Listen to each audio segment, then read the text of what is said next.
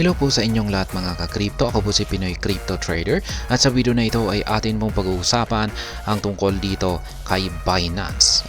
Particular po ang mga bansa kung saan si Binance ay naban na po or ay pinagbabawal na pong gamitin or i-access ang Binance platform.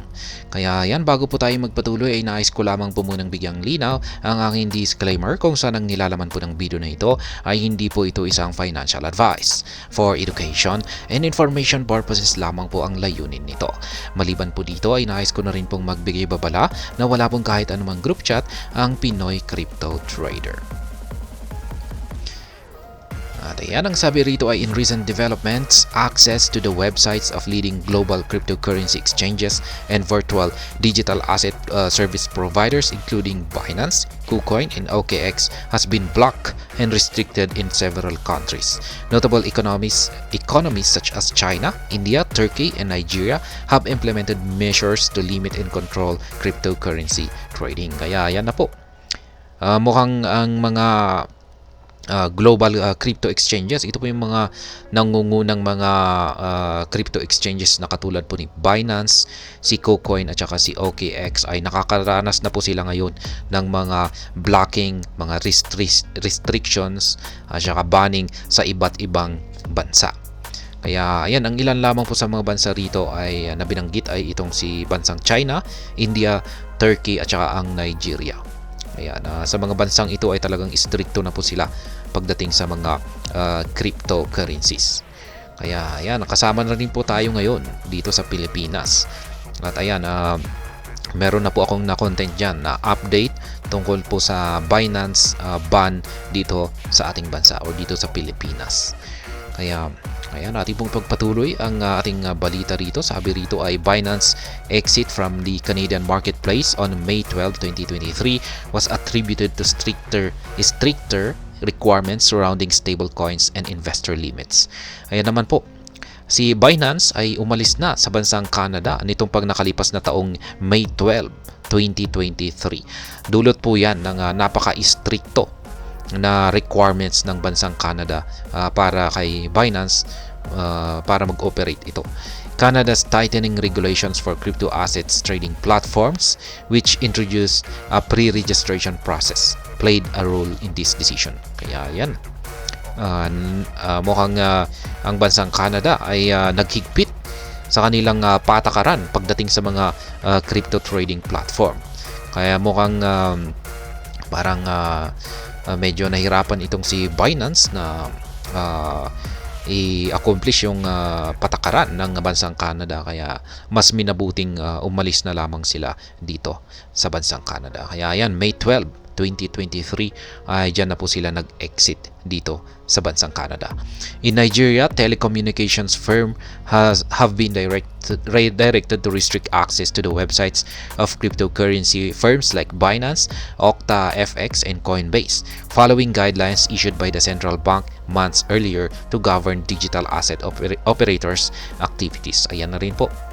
Maging ang bansang Nigeria ay may nagkaroon na po ng restriction sa access sa website ng mga crypto exchanges na katulad po ni Binance, Okta FX at saka si Coinbase.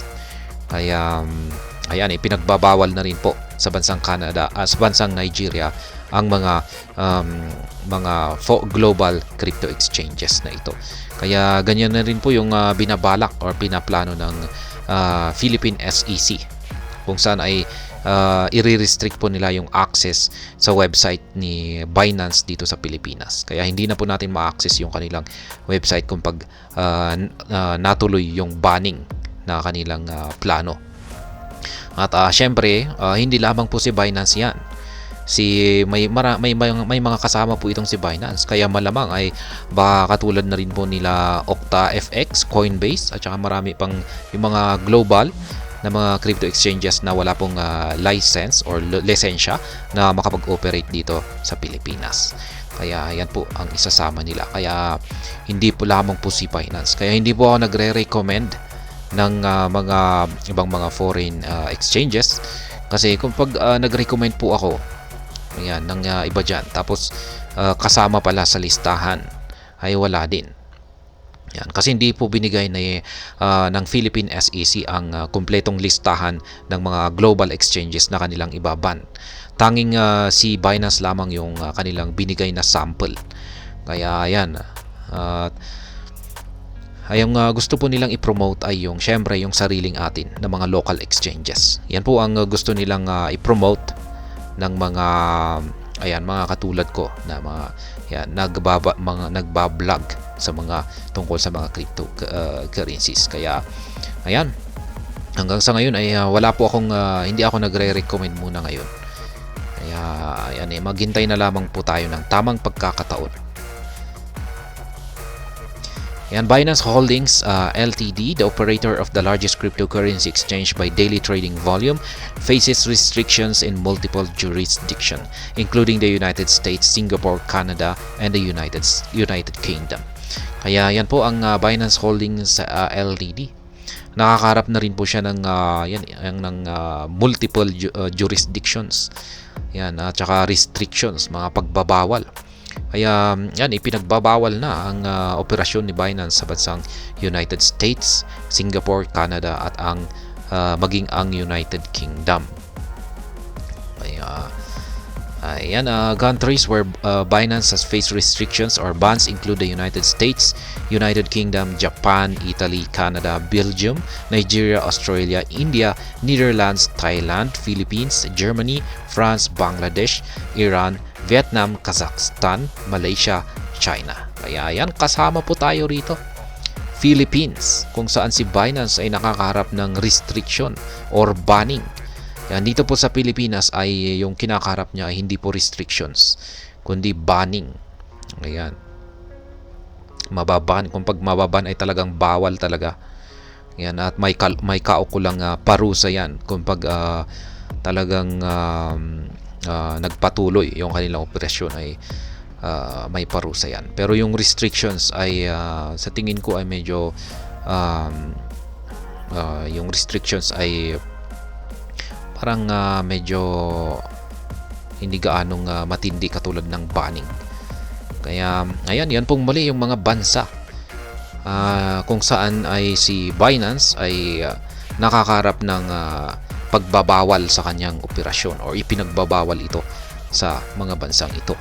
Kaya yan ang bansang United States, United Kingdom, Japan, Italy, Canada, Belgium, Nigeria, Australia, India, Netherlands, Thailand, Philippines, Germany, France, Bangladesh, Iran, Vietnam, Kazakhstan, Malaysia at ang China. Kaya yan, ang dami na po. Ang dami ng mga bansang nagre-restrict kay Binance.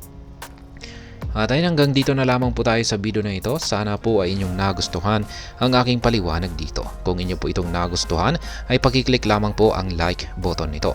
Para naman po sa mga bago lamang dito, kayo po ay aking inaanyayahan para mag-subscribe.